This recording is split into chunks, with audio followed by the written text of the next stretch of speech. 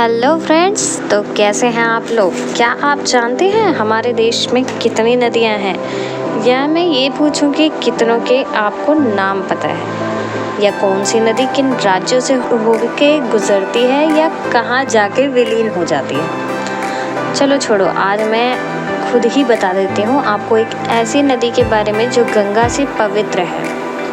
आप जानते ही होंगे कि गंगा में स्नान करने से हमारे सारे पाप धुल जाते हैं, पर क्या आपको ये पता है जो नदी मैं आज आपको बता रही हूँ, इसके दर्शन मात्र से ही आपका जीवन सफल हो जाएगा। तो ये है दोस्तों भारत की 5वीं सबसे लंबी नदी और पश्चिम दिशा में बहने वाली सबसे लंबी नदी।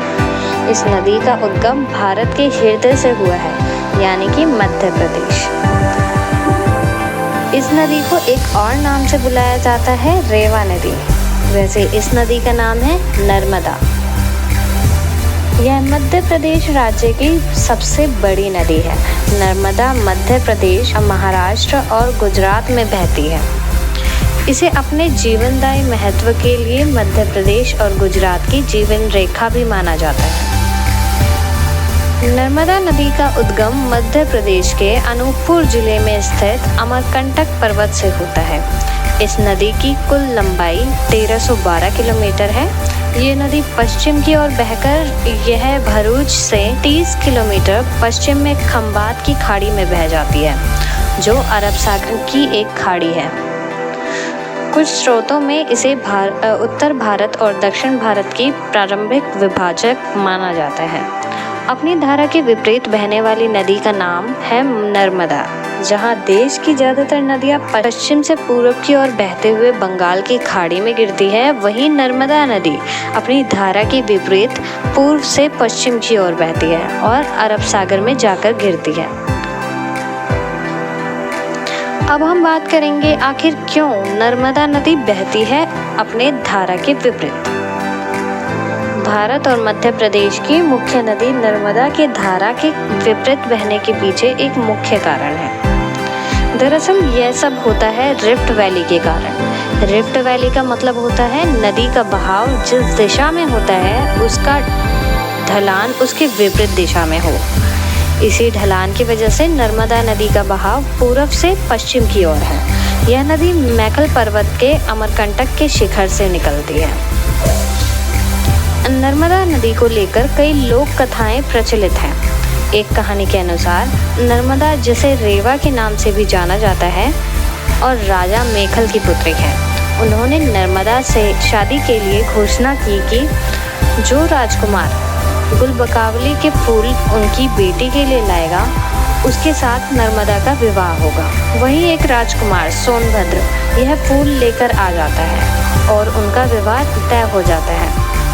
दोनों की शादी के कुछ दिनों का समय था। नर्मदा सोनभद्र से कभी मिली नहीं थी। उन्होंने अपनी दासी जोहिला के हाथों सोनभद्र के लिए एक संदेश भेजा। जोहिला ने नर्मदा से राजकुमारी के वस्त्र और आभूषण मांगे और उसे पहनकर वह सोनभद्र से मिलने चली गई। सोनभद्र ने जोहिला को ही राजकुमारी समझ लिया। जोहिला की भी नीयत डगमगा गई और वह सोनभद्र का प्रणय निवेदन ठुकरा नहीं पाई। काफी समय बीता, जोहिला नहीं आई तो नर्मदा का सब्र का बांध टूट गया। वह खुद सोनभद्र से मिलने चल पड़ी। वहां जाकर देखा तो जोहिला और सोनभद्र को एक साथ पाया। इससे नाराज होकर वह उल्टी दिशा में चल पड़ी। उसके बाद से ही नर्मदा बंगाल सागर की बजाय अरब सागर में जाकर मिल गई। आखिर क्यों कहा जाता है नर्मदा का हर कंकड़ शंकर है। तो चलिए बात करते हैं गंगा की तरह पावन नर्मदा नदी से निकलने वाले शिवलिंग को नर्मदेश्वर कहा जाता है। यह घर में भी स्थापित किए जाने वाला पवित्र और चमत्कारी शिवलिंग है, जिसकी पूजा शास्त्रों में अत्यंत फलदायी कही गई है। यह साक्षात शिव स्वरूप सिद्ध व स्वयंभू शिवलिंग है। इसको वारलिंग भी कहा जाता है।